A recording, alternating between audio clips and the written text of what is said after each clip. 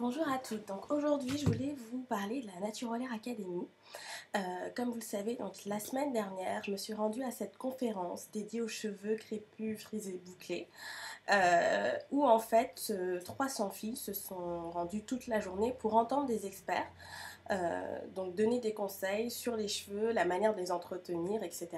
C'est vrai qu'il faut quand même partir d'un vrai constat où pendant des années, par héritage et par habitude, sur les cheveux crépus, on a eu nos mamans, nos tantes, nos sœurs qui ont adopté des rituels de beauté qui finalement ne conviennent pas vraiment à nos cheveux et on sait, c'est vrai, laissé un peu happé par certaines techniques comme les défrisages, les tissages et les tresses, au détriment parfois, pas toujours, mais au détriment parfois de la santé et de la beauté de nos cheveux. Donc il va y avoir une note assez complète sur cet événement, mais en fait ce que j'avais envie de vous donner aujourd'hui, c'est les 5 conseils que j'ai retenu de cette journée où il y avait donc Felicia Leatherwood qui est coiffeuse de star aux États-Unis, où il y avait le docteur Carrie Williams qui est dermatologue, elle s'y connaît particulièrement bien sur les cheveux, ou encore la fondatrice de la marque Karen Body Beautiful, Karen Stapin, qui était venue pour nous parler de sa marque, etc. Donc je les ai notés. Donc le premier conseil, ce que je recommanderais à toutes les filles qui ont des cheveux crépus, c'est de connaître votre vrai type de cheveux. Je m'explique. C'est vrai que souvent très très tôt, on a eu, ou certaines d'entre nous ont eu des défrisages, des traitements chimiques qui ont transformé la nature du cheveu. D'année en année, c'est vrai que parfois on a pu faire des pauses de 3 mois, 4 mois, etc. Mais on ne connaît pas vraiment notre type de cheveux. Et si on ne le connaît pas vraiment, on ne sait pas comment il va réagir de manière sans traitement chimique. Et on ne sait pas non plus comment prendre soin. C'est pas pour dire moi je suis 3A, 3B, 3C, moi j'ai le cheveu plus crépus ou plus frisé ou plus bouclé. Par exemple, moi j'ai un cheveu 4B, 4C en fonction des endroits, donc un cheveu très crépus qui a été coupé sur les côtés, donc naturel depuis à peu près un mois sur les côtés. Enfin, j'ai pas fait de défrisage depuis à peu près 3 mois là. Je suis déjà restée sans défrisage 3 ans. Et ce que je peux dire, c'est que mon cheveu n'est pas si crépus que je le pensais au final. Donc voilà, ça dépend. Il faut vraiment que vous appreniez à découvrir votre cheveu. Donc, si vous me dites oui, mais comment est-ce que je fais? On nous a expliqué à la Naturolaire Academy qu'il y a une méthode pour connaître vraiment votre type de cheveux, c'est sur cheveux mouillés.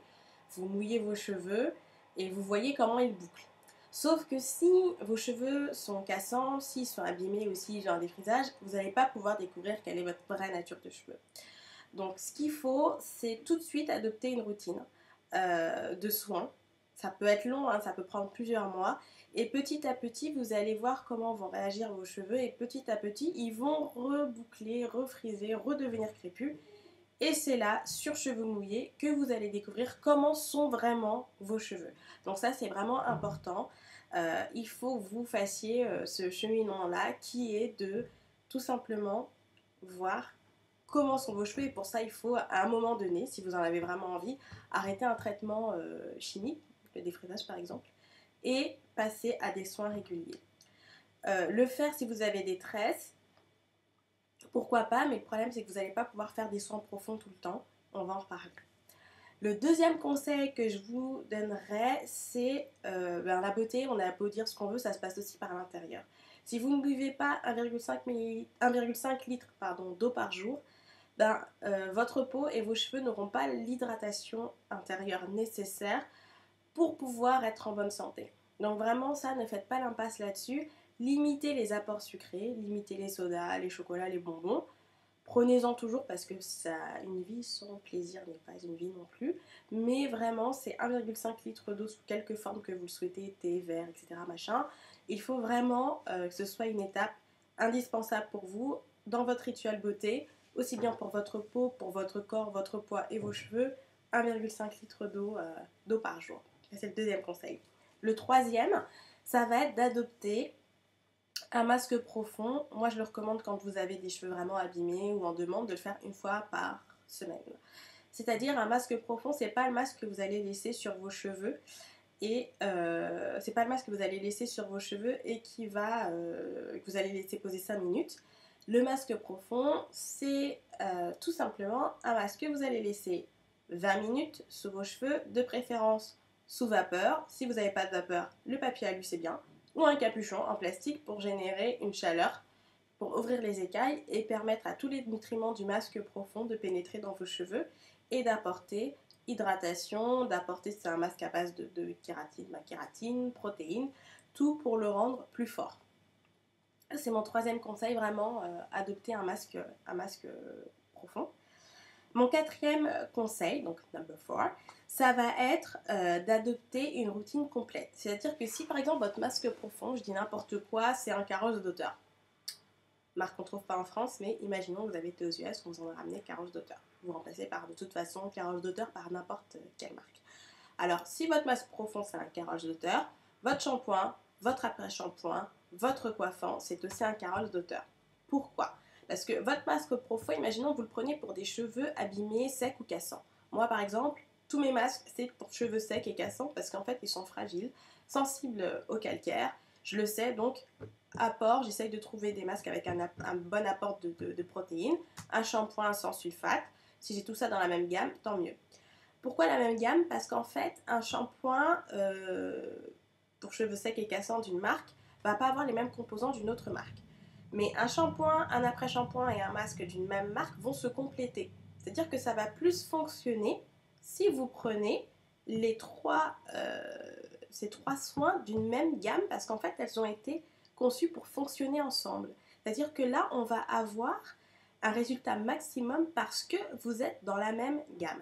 Donc bien évidemment, si vous avez une huile avant shampoing, pourquoi pas ? Moi, ça m'arrive de sceller mon hydratation avec une autre huile que ma marque habituelle. Toutefois, mon shampoing, mon après-shampoing, mon masque, mon coiffant, mon hydratant, souvent, c'est de la même marque parce qu'on a un vrai rituel beauté. On a quelque chose qui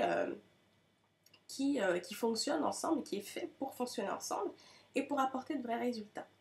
Autre question qui n'est pas un cinquième conseil, mais qui va compléter ce quatrième conseil. On attend un mois avant de savoir si une gamme nous va ou pas. Des fois, la première semaine, ça va pas aller. Il faut que notre cheveu s'adapte, il prend en compte une nouvelle routine, il y a de nouveaux ingrédients, il faut qu'il ingère différemment. C'est au bout d'un mois que vous allez commencer à avoir des résultats. Donc soyez vraiment régulier dans votre routine. Dans votre routine parce que c'est ce qui va permettre aussi à vos cheveux d'aller mieux, de bien se comporter et d'avoir des cheveux qui sont forts, beaux, sans pellicule si votre problème c'est les pellicules, etc. Donc il faut vraiment être régulier dans ses soins. Un shampoing c'est toutes les semaines, tous les 10 jours max sur des cheveux crépus, pas plus. Voilà. Et mon dernier conseil, qui pour moi est le plus important, donc j'avais tout noté sur un petit papier déchiré n'importe comment que je ne vous montrerai pas, c'est tout simplement d'éveiller vos cheveux. Il faut que vous les acceptiez, ces cheveux. On peut vraiment s'éclater avec tout type de cheveux. Que vous les portiez courts, que vous les portiez mi-longs, que vous les portiez longs, que vous puissiez faire des chignons, les attacher ou pas.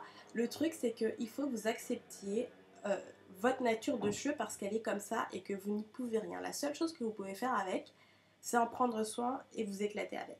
C'est-à-dire que au bout d'un moment, vos cheveux crépus très courts, bon, si jamais vous les coupez parce que vous faites un big shop, vous allez les avoir courts à un moment donné, rien ne vous empêche de mettre un foulard, de mettre une barrette, de mettre un serre-tête, de mettre des headbands, j'en ai toute une collection.